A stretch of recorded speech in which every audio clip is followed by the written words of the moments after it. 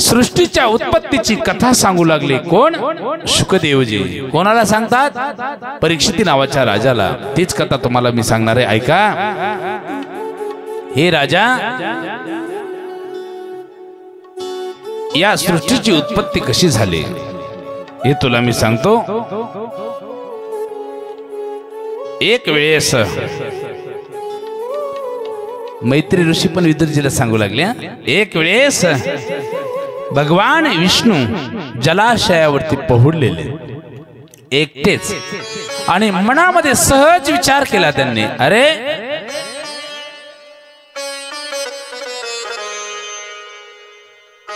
की या जलाशयावरती मी विहार करतोय नावेमध्ये बसून म्हणा, इतरत्र सगळ्या गोष्टी पाहतोय, पण एकट्याने राहणं काही एवढं विशेष नाही, एवढा आनंद मला भेटत नाही. एकोहम बहुशा, मी एक नकोय, माझे अनेक तत्व त्या ठिकाणी निर्माण केले पाहिजे. म्हणून भगवान विष्णूच्या नाभीमधून म्हणजेच बेंबीपासून सुंदर त्या नाभीपासून एक कमळ निर्माण झालं, आणि ते कमळ निर्माण झाल्याच्या नंतर त्या कमळापासून ब्रह्मदेवाची उत्पत्ती झाली. व्यवस्थित ऐका. ब्रह्मदेवाची जशी उत्पत्ती झाली, ब्रह्मदेव विचार करू लागले, अरे या ठिकाणी मी कसा आलो. विचार करत करत करत करत त्या कमळाच्या देठामध्ये गेले. जिथून कमळ निघालं ना, त्या कमळाच्या फुलातून एकदम देठामध्ये गेल्यानंतर फक्त पाण्याचा आवाज यायचा. पाणी एक एक थेंब पडत असताना कसा आवाज येतो? टप टप टप टप असा आवाज येतो की नाही? ते टप टप जो शब्द कानावर पडले ब्रह्मदेवाच्या, आणि ब्रह्मदेवाच्या कानावरती शब्द पडल्यानंतर ब्रह्मदेवाला वाटलं तप कर म्हटले काय. ब्रह्मदेवाने तप करायला सुरुवात केली. 1000 वर्ष तप त्या ठिकाणी केलं, आणि तप केल्याच्या नंतर साक्षात भगवंत प्रसन्न झाले. जसे भगवंत प्रसन्न झाले, ब्रह्मदेवाने हात जोडला, देवा मला तुम्ही निर्माण केला. होय. अहो विचार करत होतो, त्या फुलाच्या देठामध्ये जाऊन बुंथ्यापर्यंत गेलो, पण काही मेळ लागला नाही. ब्रह्मदेवाला सांगू लागले, भगवान विष्णू म्हणतात, अरे काही काही जणांना मेळ लागतच नाही. सगळं आयुष्य निघून जातं पण मेळच लागत नाही, त्याला आपण तरी काय करणार. हो. नंतर एकदम हातपायच्या काड्या, तोंडावर सुरकुत्या पडत्या. चांगलं चांगलं खावं वाटतं पण कुठं पचत बी नाही, काहीच नाही. अशा वेळेस त्या ठिकाणी आपल्याला आठवतं, नाही नाही नाही नाही, खरे खरे सांगत होते, कथा कीर्तनला जायला पाहिजे होतं. ब्रह्मदेवाला भगवान विष्णू म्हणू लागले, कोणाकोणाला तुम्ही तर ब्रह्मदेव आहे, भल्या भल्याला म्हणे याची वेळ लागत नाही, पण मीच निर्मिती केली तुमची. कशासाठी निर्मिती केली देवा सांगा? काही नाही, तुम्ही काय करा, सृष्टी निर्माण करा. सृष्टी ठीक आहे, आज्ञा. मोठ्यांचा आदर करायचा असतो कधीही. मी करत नाही असं म्हणून जमत नाही. प्रयत्न करायचा, नाही जमलं तरी बी नाही म्हणायचं नाही, हा म्हणायचं. करतो करतो. आता काल चला तो विषय नको, ऐका. आदर केला पाहिजे. आदर केला, आणि आदर केल्याच्या नंतर सृष्टी निर्माण करायला सुरुवात केली. सृष्टीची निर्मिती करत असताना सुरुवातीला सनकादिक महामुनी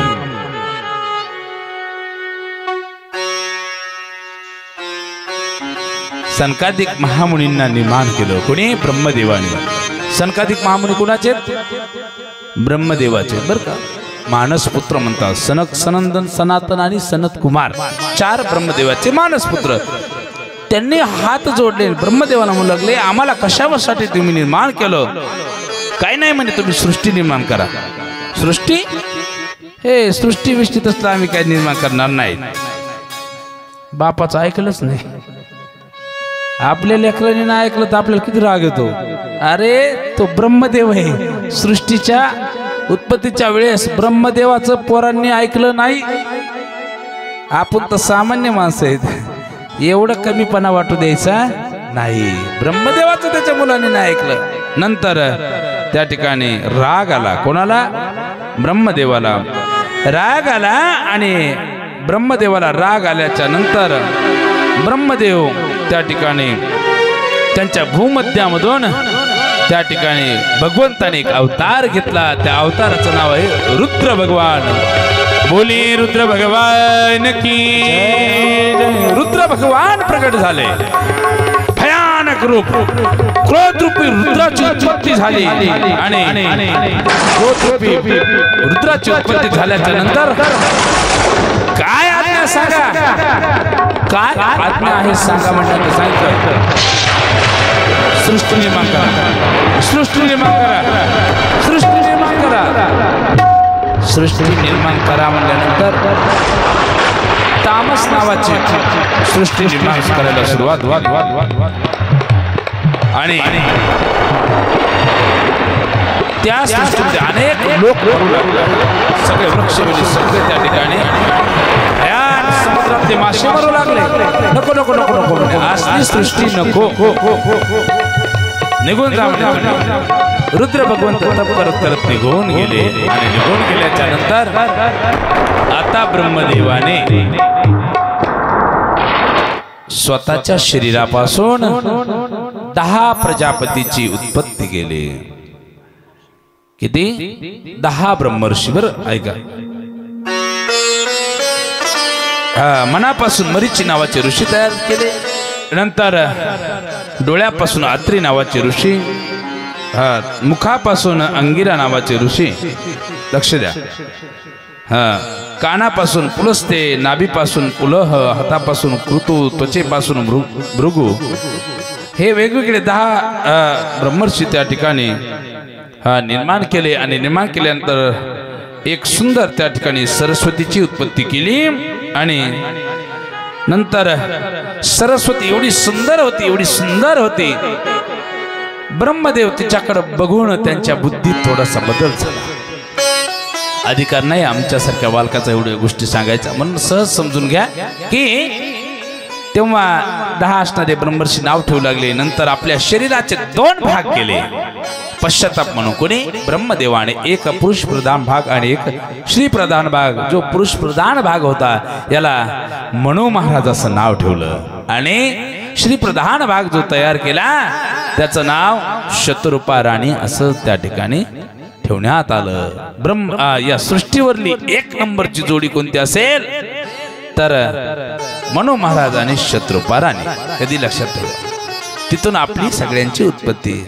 लक्षात आलं कसं आलो? कधी लक्षात ठेवा. नंतर या दोघांनाही सांगितलं तुम्ही आता सृष्टीची उत्पत्ती करा, सृष्टीची उत्पत्ती करा. म्हटल्यानंतर हो करतो म्हणे आम्ही सृष्टीची उत्पत्ती. पण पृथ्वी कुठे? त्यावेळेस पृथ्वी रसातळाला गेली होती. ऐकताय? कुठे? समुद्रामध्ये खोलवरती गेली होती. आणि ती कुणाच्या जवळ होते माहिती? हिरण्याक्ष. हिरण्यकश्यप आणि हिरण्याक्ष, त्यातला हिरण्याक्ष जो होता त्याच्या जवळ त्यांनी तो गोळा पृथ्वीचा, तो खूप बलाढ्य होती, त्याला एवढा एवढा दिसत होता. पृथ्वी किती मोठं भुवन आहे, त्याने ते घेतलेलं होतं महाराज, जवळ ठेवलं होतं. म्हणे हे ब्रह्मदेवा आम्ही सृष्टीची उत्पत्ती करू पण पृथ्वी या ठिकाणी नाही, वर येऊन स्थापन त्या ठिकाणी पृथ्वी करा. असं म्हटल्यानंतर ब्रह्मदेवाने ध्यान लावलं आणि ब्रह्मदेवाच्या नासिक छिद्रामधून भगवंताने अजून एक अवतार घेतला. त्या अवताराचं नाव आहे वराह भगवंत. बोलिये वराह भगवान की जय. वराह भगवंत त्या ठिकाणी विराट स्वरूप, जसं नाकातून बाहेर आले ते एकदम छोटे होते, अंगुष्ठा एवढेच. जसं बाहेर आले तसं क्षणार्धामध्ये आकाश एवढे. बोला काय इच्छा आहे तुमची? वराह भगवंत माहिती आहे कसे चलते, टकडक टकडक टकडक. बघितले तुम्ही वराह भगवंत? ते वराह भगवंत असणारे. त्या वराह भगवंताला सांगितलं जा समुद्रामध्ये खोलवरती पृथ्वी त्या ठिकाणी रसातळाला गेलेली ती घेऊन या. वराह भगवंत त्या ठिकाणी गेले, डुबकी मारली. जसं गेले पृथ्वी जिथं होती तिथं धरायला गेले. हिरण्यकश्याचं त्यांचं घनघोर युद्ध झालं. हिरण्यकश्याला राग आला, त्याने हातामध्ये गदा घेतली. 1 गदा 2 गदा. महाराज एवढं गदेने प्रहार करू लागले. आमच्या वराह भगवंताने जे त्यांचं मुख होतं खालीच असेल त्या ठिकाणी एक टोला लावला त्याला जसं त्या ठिकाणी तो खाली पडला आणि आपल्या मुखाने चावा घेत घेत घेत घेत हिरण्यकशाचा त्या ठिकाणी वध केला आपल्या ताडेवरती ती पृथ्वी घेतली आणि समुद्राच्या वरती आले कोण वराह भगवंत पूर्ण रक्ताने माखलेलं शरीर 33 कोटी देव बघू लागले सगळ्यांनी पुष्पांचा वर्षाव केला आणि सगळे जण वराह भगवंताची स्तुती गाऊ लागले वराह भगवान की वराह भगवान की वराह भगवंताची एवढी दिव्य स्तुती केली आणि जय जयकार केला पृथ्वीची स्थापना झाली आणि आता मनू महाराजांनी शत्रपाराने यांच्यापासून आता सुंदर त्या ठिकाणी सृष्टी निर्माण करत असताना या मनू महाराजांनी शत्रुपा पुरुष आणि स्त्री यांच्यापासून तेव्हापासून काय जीव सृष्टी निर्माण झाली तेव्हा यांच्यापासून 1 नंबरला एक मुलगी झाली 2 नंबरला पण मुलगीच झाली 3 मुली झाल्या कोणाला शत्रुपा राणी आणि मनू महाराजांना पहिल्या मुलीचं नाव ठेवलं आकुती दुसऱ्या मुलीचं नाव ठेवलं देवहूती आणि तिसऱ्या मुलीचं नाव ठेवलं प्रसूती पहिली असणारी रुची प्रजापतीला आकुती देऊन टाकली देवहूती हे कर्दम ऋषींना दिली आणि प्रसूती दक्ष प्रजापतीला दिली खूप गोड प्रसंग आहेत पहा एका प्रसंगाला 1-1 तास लागतोय पण आपल्याला एकदम थोडक्यात बघायचं असतं तुम्हाला एक सांगू का कुणी काही म्हणा वक्ता ज्यावेळेस त्या कथेमध्ये नाहून जातो बरं महाराज त्यावेळेस त्याला भान नसतं पहा कधी कधी त्याच्याकडून मागं पुढंही होऊ शकतं आणि तो एवढा मग्न होऊन जातो त्याच्यामध्ये कारण भगवंताची कृपा त्याच्यावर झालेली असते तो एकदम भावनिक होऊन जातो एकदम त्याच्यामध्ये नाहून जातो आणि कसा वेळ जातो मेळ लागत नाही बोला राधे राधे सुंदर शत्रुपा राणी जे आहे आणि मनू महाराज आहे यांच्या 3 मुलीचा विवाह कसा झाला हे थोडक्यात शुकदेवजी परीक्षित राजाला सांगू लागले आणि इकडे विदुरजींना मैत्री ऋषी त्या आश्रमात सांगतायत अशा पद्धतीने लग्न झाले सहज विदुरजी म्हणले गेटकी लग्न झाल्यासारखं सांगितलं तुम्ही सविस्तर सांगा कसं जमलं त्यांचं कोण कोणाला बघायला गेलं हुंडा किती घेतला काय हो साहेब हे सांगितलं पाहिजे की नाही लगेच लग्न जमलं झालं तसं नाही जमणार तुमचं तसं झालं का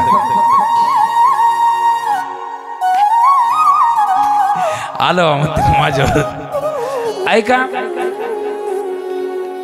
कर्दम नावाचे एक ऋषी त्या ठिकाणी आश्रमामध्ये त्यांच्या जंगलात एक आश्रम बांधला त्या आश्रमामध्ये तपश्चर्या करत होते 1 नाही 2 नाही त्यावेळी 4 ऋषीवर्यांना खूप वर्ष आयुष्य होतं बरं का आपल्यासारखं 50 60 100 तरी कायचं आपलं 60 70 लईत लई 80 एखादाच MH23 असे त्या ठिकाणी 80-85 राहू शकतात पण आजी खरंच भाग्यवान असतो माझ्या भगवंताची कृपा आहे एवढं या वयात तू एवढी खुश दिसतेस तुझ्या वयात आम्ही कसे असो आम्हाला नाही सांगता येणार बोला राधे राधे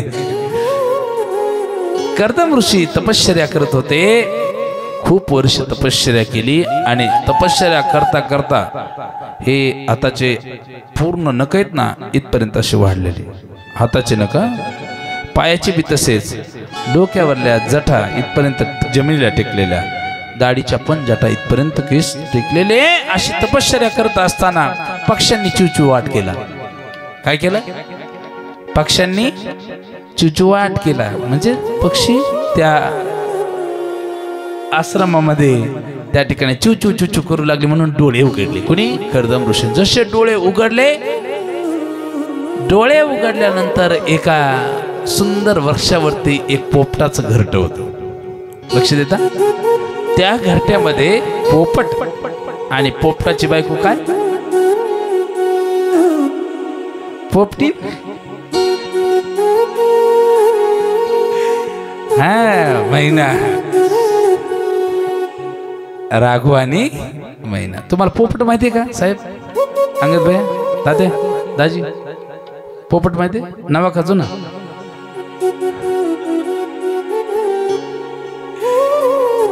आणि पोपट आणि ती मैना खूप गोड गोष्टी त्या ठिकाणी करत होत्या. हे कोणी बघितलं? कोणी बघितलं?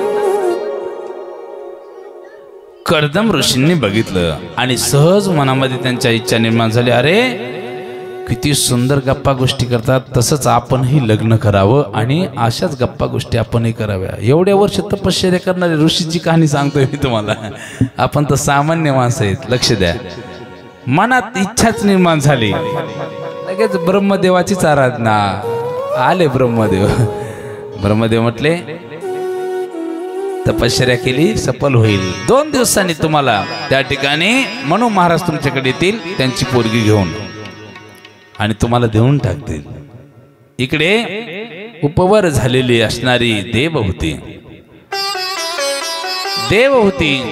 मनू महाराज शत्रुपाराने रथामध्ये बसतात, कर्दम ऋषीच्या आश्रमामध्ये येतात. आश्रमामध्ये आल्याबरोबर दिव्य असं स्वागत केलं. कुणी? कर्दम ऋषी. या या या या या या बसा. आणि बसा म्हटलं तर आसनं टाकले. किती? 3 आसनं टाकले ना. 3 जण आलते नाही. 1 नंबरच्या आसनावरती मनू महाराज बसले, 2 नंबरच्या आसनावरती शत्रुपार आणि 3ऱ्या आसनावर देवहूती बसत नाही. का? ती म्हणते मला माहिती आहे हे समोरचे जे आहेत ना हे माझे कोण होणार आहेत? पती होणार आहेत. ते उभे मी कसं बसू? हे कधी कळलं तिला? लग्नाच्या आधी. व्यवस्थित ऐका जरा, हे तिला लग्नाच्या आधी कळलंय. लग्न झालं तर किती सेवा करीन होती.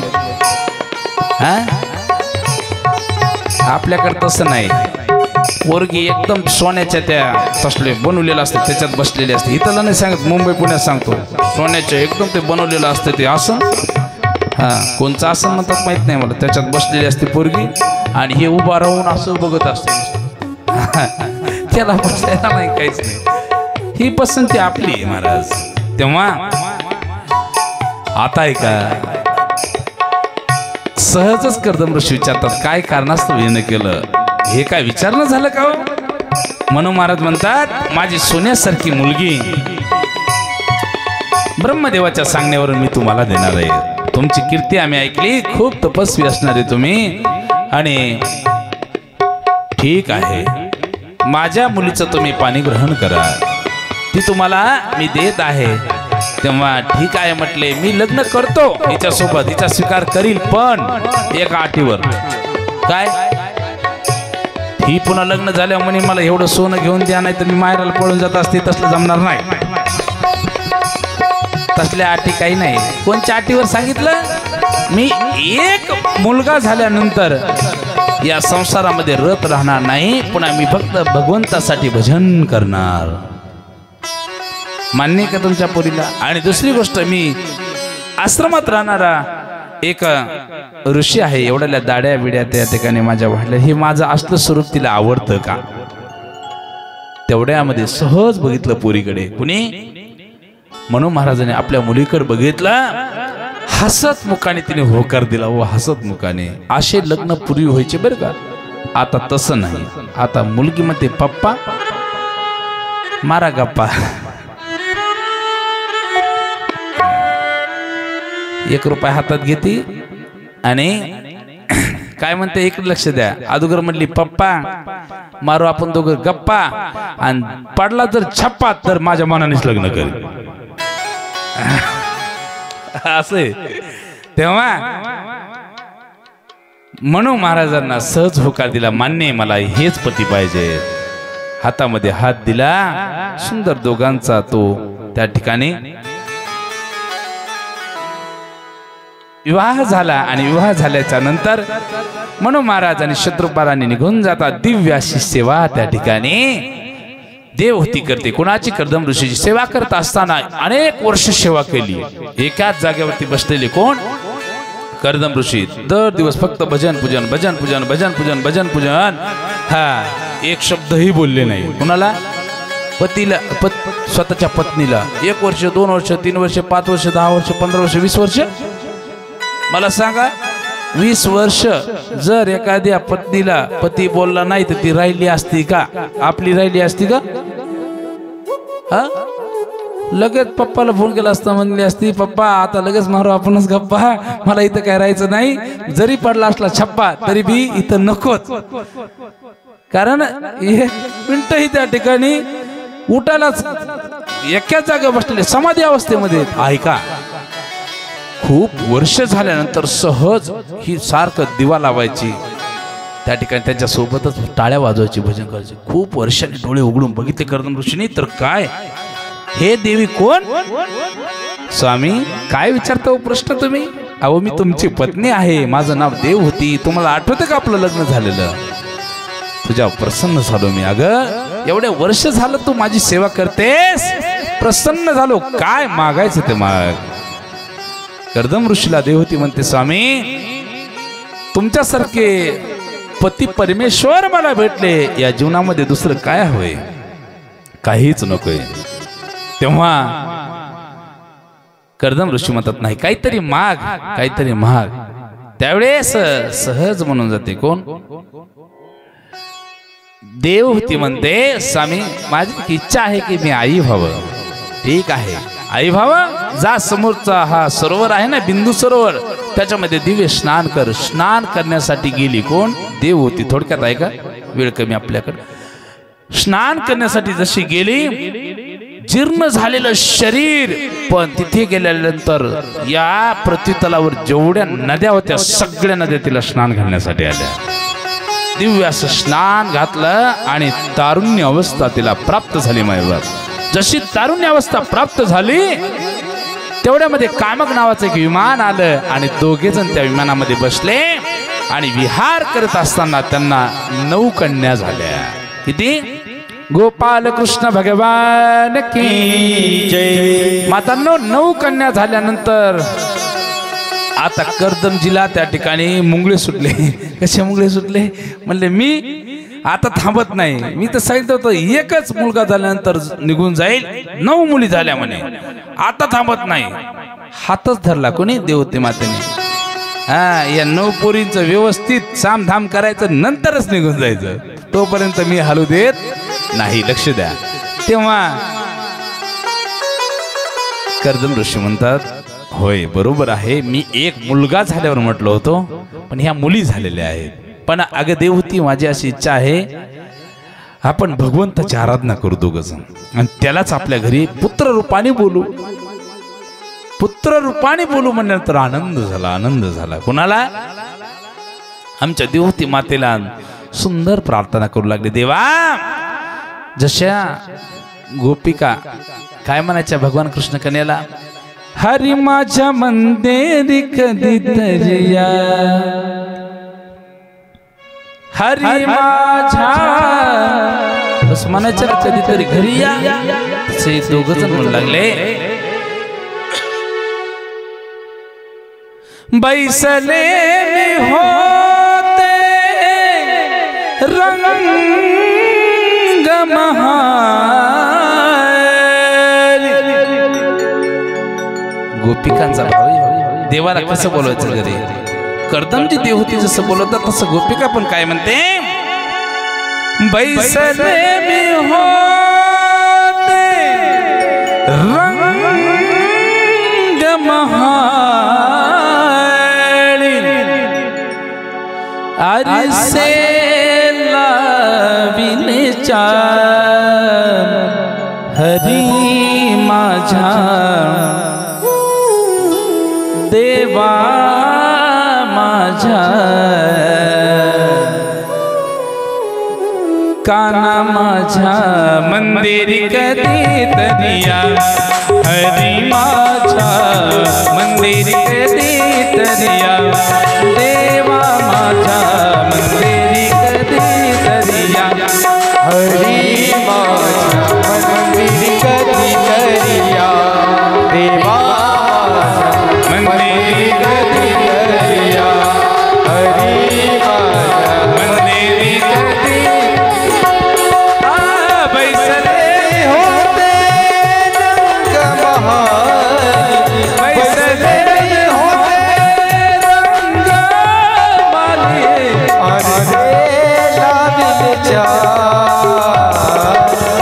मंदिरी कधीतरिया हरी माझ्या मंदिरी कधीतरिया देवा माझ्या मंदिरी कधीतरिया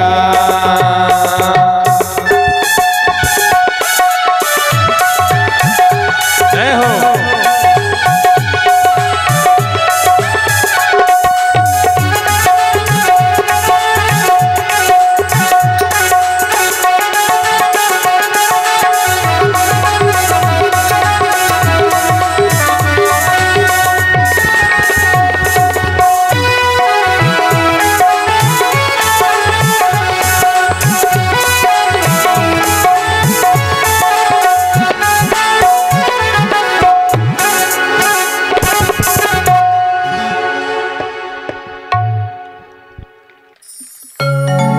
काय चालू होतं अंगद भाई बैसले मी होते रंग महाली गोपिकेचा भाव हरी माझ्या मंदिर कधी तरिया तसंच कर्दम ऋषी आणि देवहूती मातेने आराधना केली साक्षात कपिल भगवंत त्यांच्या पोटी जन्माला आले बोली कपिल भगवान की जसे कपिल भगवंत जन्माला आले आणि जन्माला आल्या बरोबर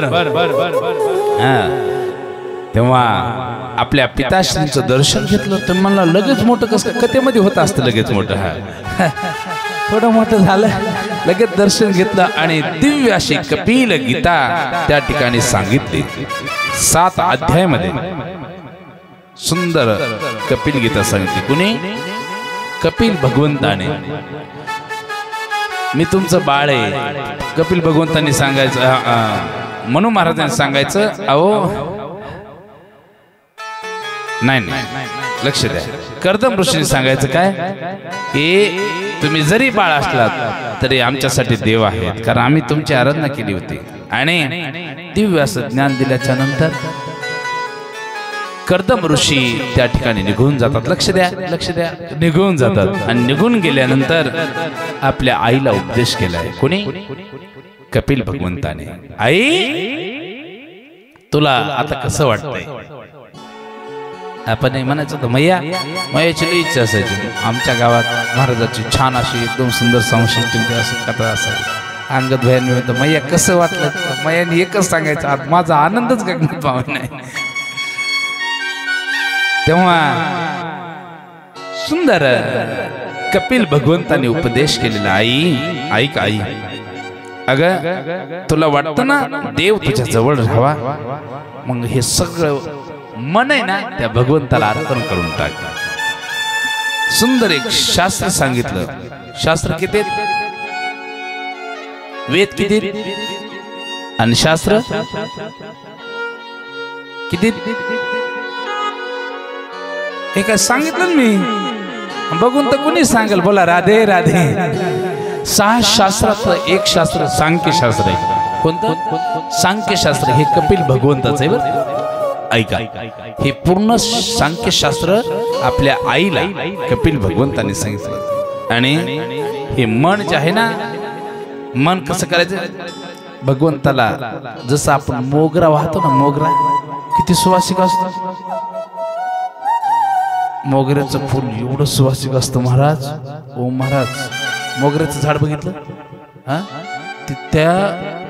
ते झाड सापाला लय आवडतं साप त्या मोगऱ्याच्या झाडापासून साप येत असतो ते म्हणताना आम्ही लावायचं नाही का लावा पण कधीही लक्ष द्यायचं कारण त्या वासाने साप येत असतो हा घराच्या जवळ नको येते थोडस दूर लावायचं पण लक्ष ठेवायचं मग हा मोगरा जो असतो ना मन नावाचा मोगरा भगवंताला अर्पण करून टाका मी सांगतोय संत महात्मे सांगतात काय मन हा मोगरा मन हा मोगरा अर्पणीश्वरा मन हा मोगरा अर्पण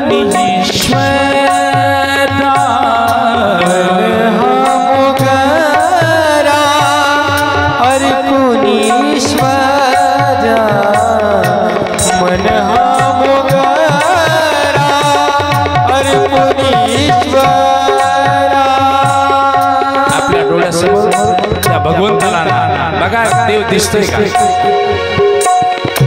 मन हा मोगरा अधुनीश्वरा पुनरपि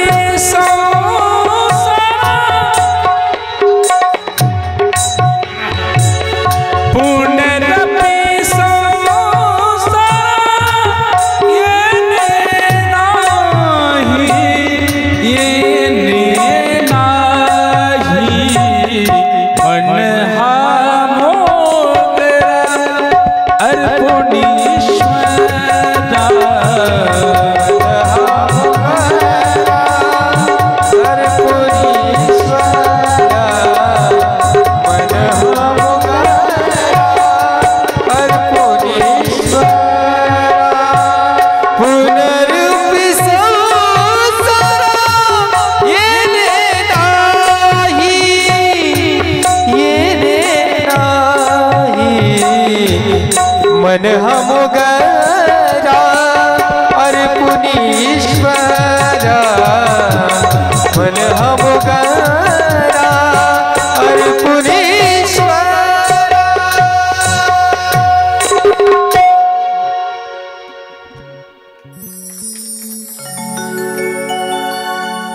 मला प्रश्न विचारायचा एक तुम्हाला, संगीत आवडत नाही काय असतं? प्रत्येक जण वेगवेगळ्या याचे भोगते असतात, काही संगीताचे भोगते असते, काही काही जण वाटतं काय स्वर आळवलेत हो त्यांनी, काही काही जण वाटतं काय चाललंय हे आपलं कथा सांग. असं नाही मला, याच्याशिवाय मजाच नाही. किती सुंदर स्वर येतो आणि हा राग जो आहे ना त्या पद्धतीने लावलेला आहे त्याला, पहा किती सुंदर. पुनरपि संसार येणे नाही मन हा मोगरा. सगळे विकार काढून टाकायचे, सगळं आपलं मन कशात घालायचं आपण? मोबाईल मध्ये. नाही नाही मोबाईल मध्ये नाही, सगळं आपलं मन इकडं कथेमध्ये घालायचं. पहा मोबाईल प्रत्येकाजवळ असणं खूप आनंदाची गोष्ट आहे, पण तो कार्यक्रमामध्ये जर विक्षेप करत असेल तर मी म्हणतो मग तो एक विक्षेपच आहे मला. लक्ष द्या. तेव्हा प्रत्येकामध्ये तो भगवंत आहे.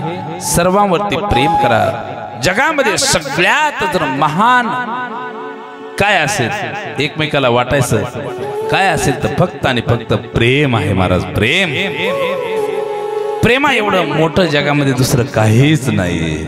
कधी काही वाटतं आलं तरी चालेल, पर प्रेमाचा ठेवा एकमेकांना वाटा मातांनो, एकमेकांना वाटा. कारण प्रेमच सुख आणि समाधान देऊ शकतं. प्रेमाविन नाही समाधान, असं प्रेम. सुंदर उपदेश केला आणि उपदेश केल्याच्या नंतर त्या ठिकाणी कपिल भगवंत आईचं दर्शन घेऊन त्या ठिकाणी गंगा सागर या ठिकाणी निघून जातात. सुंदर नारायण नारायण नावाचा जप आमचे कपिल भगवंत करतात. कुठे? गंगा सागर. आम्ही गेलतो पाहतो कपिल भगवंताचं समुद्राच्या कडेला खूप भव्य मंदिर आहे. अशा ठिकाणी कपिल भगवंत गेले आणि आपला अवतार कार्य त्या ठिकाणी संपवत असताना सुंदर शेवटी त्यांनी भगवंताचा म्हणजेच नारायण नारायण नावाचा एक जप केलेला आहे. आईनेही त्या ठिकाणी त्या नदीचं नाव मला आठवत नाही, पण त्या नदीच्या ठिकाणी जाऊन दिव्य अशी तपश्चर्या केली कपिल भगवंताच्या आईने आणि भगवंतामध्ये ती विलीन झाली. बोला राधे राधे. गोपाल कृष्ण भगवान की जय. अशा पद्धतीने सुंदर देवहूतीचं चरित्र या ठिकाणी विदुरजींनी मैत्रिणी विदुरजींना हरिद्वाराच्या ठिकाणी सांगितलं. तेच चरित्र आपण त्या गंगेच्या किनारी सुखदेवजी परीक्षित राजाला सांगत होते. ते सांगत असताना आपणही ऐकलं. तीच कथा नैमिष्य नावाच्या अरण्यामध्ये कोणी कोणाला सांगितली एवढं कुठं लक्षात राहत असतं. सूत महाराजांनी शौनकादी ऋषींना त्या नैमिष्य नावाच्या अरण्यामध्ये सांगितलं. बोला राधे राधे.